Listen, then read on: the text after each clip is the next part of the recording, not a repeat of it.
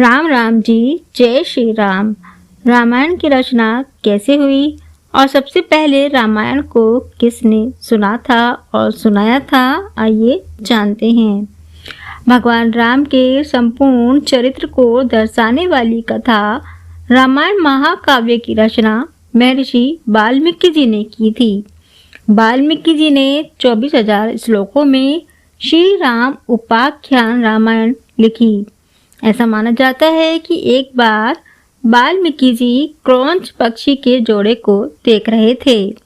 प्रेम में लीन उस जोड़े में से नर पक्षी को एक बहेली ने वध कर दिया, जिसके बाद मादा पक्षी विलाप करने लगी।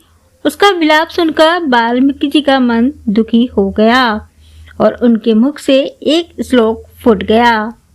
मा निषाद प्रतिष्ठातम् तवं गमः शाश्वती क्षमः यथा क्रोचमिथुनादेकं वधी काम मोहितम्।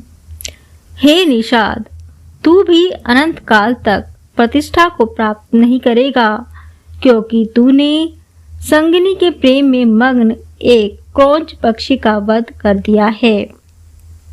कहा जाता है कि इसके बाद नारद जी ने जब राम कथा वाल्मीकि जी को सुनाई, तब उनका हृदय परिवर्तन हुआ और उन्होंने रामायण महाकाव्य की रचना कर दी और आदि वाल्मीकि जी के नाम से प्रसिद्ध हो गए। रामायण में उन्होंने विभिन्न घटनाओं के समय चंद्रमा, सूर्य और नक्षत्रों की स्थिति का वर्णन किया है। लेकिन नारद जी को राम कथा किसने सुनाई, आइए जानते हैं। पौराणिक मान्यताओं के आधार पर यह माना जाता है कि संसार का सारा ज्ञान भगवान शिव जी के मुख से निकला है। भगवान शिव ने माता पार्वती को रामायण की कथा सुनाई थी। माता पार्वती के साथ उसे काकभुसुंडी नाम के एक कौवे ने भी सुन लिया था। शास्त्रों के अनुसार काकभुसुंडी को पहले जन्म में भगवान शंकर द्वारा सुनी कथा पूरी याद थी। उन्होंने ये कथा अपने शिष्यों को सुनाई और इसी तरह से राम कथा का प्रचार प्रसार हुआ। भगवान शंकर के मुख से निकली श्री राम जी की ये कथा को आध्यात्म रामायण के नाम से जाना जाता है।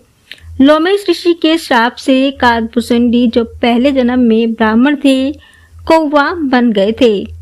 श्राप के बाद लोमेश ऋषि को पश्चाताप हुआ और उन्होंने कौवे को श्राप से मुक्त करने के लिए राम मंदिर और इच्छा मृत्यु का वरदान दिया। काकभुसुंडी ने कौवे के रूप में ही अपना सारा जीवन व्यतीत कर दिया। वाल्मीकि से पहले ही काकभुसुंडी ने सारी कहानी गरुड़ को सुना भी दी थी और काकभुसुंडी से नारद जी ने रामायण को सुना। नारद जी ने जब यह कथा वाल्मीकि जी को सुनाई, तब उनका हृदय परिवर्तन हुआ और उन्होंने रामायण महाकाव्य की रचना कर दी। वाल्मीकि जी ने अपने काव्य में लिखा है कि माता सीता अपने पुत्र लव और कुश के साथ उनके आश्रम में रहती थी और उन्हें पहले ही होने वाली घटनाओं का पता चल जाता था।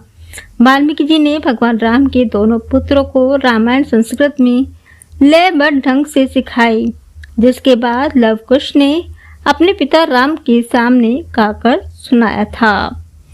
जय श्री राम।